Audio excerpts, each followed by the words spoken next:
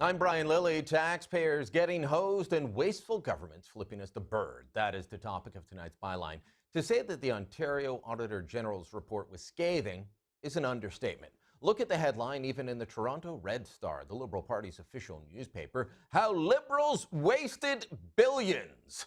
The paper's two top stories then go on to detail billions wasted on the Mars bailout of a downtown Toronto office building and public-private partnerships, and then billions spent on putting smart meters on every house with little or nothing to show for it. Devastating stuff, no? Not really. Most people won't care. In Ontario, it seems that people reward you for wasting billions. I've covered politics across the country, but specifically I've covered audit reports in a detailed way at the municipal and provincial levels in Ontario and Quebec. I've covered the federal one, the federal auditor, for years. Now, regardless of province or who's been in power, I've never seen a government so wasteful, as documented by their own auditor, as the current government in Ontario. The current Conservative government in Ottawa doesn't even come close. And even with the sponsorship scandal, funny relocation contracts and computer cost overruns, even with the gun registry overruns, even with all of that, the past Liberal governments of Chrétien and Martin, they don't come close to the wastefulness of the Wynne government in Ontario.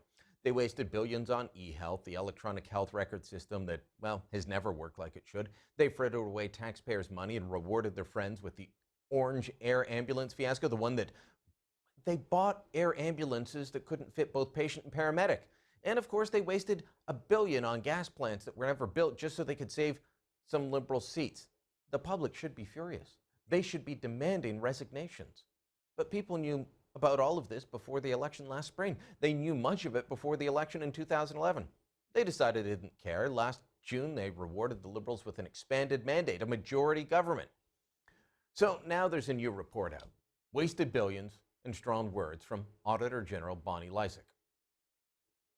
Our audit of the Smart Metering Initiative found that although nearly $2 billion of costs paid by ratepayers have been spent on this initiative, the targets of lowering peak demand, reducing the need to bring more generating capacity onto the electricity grid, and lowering overall customer bills are not close to being achieved.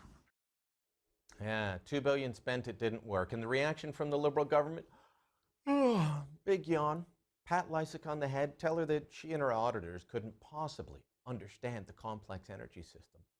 That's essentially what they're doing. Listen to the arrogance, the utter arrogance of Ontario's Energy Minister Bob Chiarelli. You know, why are my numbers more credible than hers? First of all, the electricity system is very complex. It's very difficult to understand. And I can tell you that some of our senior managers, in discussing some of these issues with some of the representatives of the office, from the Auditor General's office, had the feeling that they didn't understand some of the elements of it. All right, let me speak to Bob Chiarelli, directly to Bob Chiarelli for a minute. Bob, I covered you when you were mayor at Ottawa City Hall. You aren't a dumb man. I'm not going to insult you and say that. But if Bonnie Lysyk and her auditors are too dumb to understand the energy system, then you are as well. I wish that voters were smarter. Now, not you. I'm not talking about you in the audience. I'm talking about the low information voter that goes out and rewards goons like this with the majority because their union hoodwinked them into thinking that voting for anyone but a Liberal was bad. Now those civil servants are still looking at job cuts. They're still dealing with higher bills and watching tax money that could be spent on actual government services be wasted on fanciful pet projects that help no one but friends of the government. It used to be that this type of behavior was punished, that people would demand change. Now you can not only waste $1 billion of taxpayer money and get away with it, you can do it again and again and again and again, and nothing will happen. This sets a dangerous precedent. The MPs, the MPPs, the MLAs that we elect, their job is not to applaud and cheer like trained seals. Their job is to be a watch on the executive and its spending. That means keeping an eye on the Premier or the Prime Minister and their cabinet, watching what they do, and when they start wasting our hard-earned tax dollars, they are to pull tight on the purse strings and tell them no more money until you clean things up. But now, loyalty isn't to the taxpayer or the citizen that elected them. It is to party first. And if that party's screwing up, well, turn a blind eye. So they applaud, they cheer, they defend, but they do not question. And when that happens enough, well, these types of practices will spread. What we need are citizens, taxpayers to remind our elected officials that they work for us. But too many of us don't see things that way or care. Too many of us don't think about that big chunk of money that we don't get to keep from what we earn. Do you know how much you pay in taxes? Does your husband, does your wife, do your neighbors, your kids? I'm tired of people talking about free government services like free healthcare. None of it is free. Take out your pay stub. Look at the hundreds or thousands of dollars that you don't get to keep every 2 weeks because it's taken by government before you ever get to see it. Quite the trick, isn't it?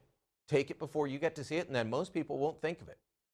But maybe if more of us did, especially as we deal with the mad rush of spending and bills at Christmas, if more of us looked at the big chunk taken by government, all the hours that we have to work to pay taxes, and then have that money wasted, if more of us did that, if they thought about it, maybe if we thought about it this way, then the public would get angry, maybe even demand that things improve. Something to ponder. And that's the byline.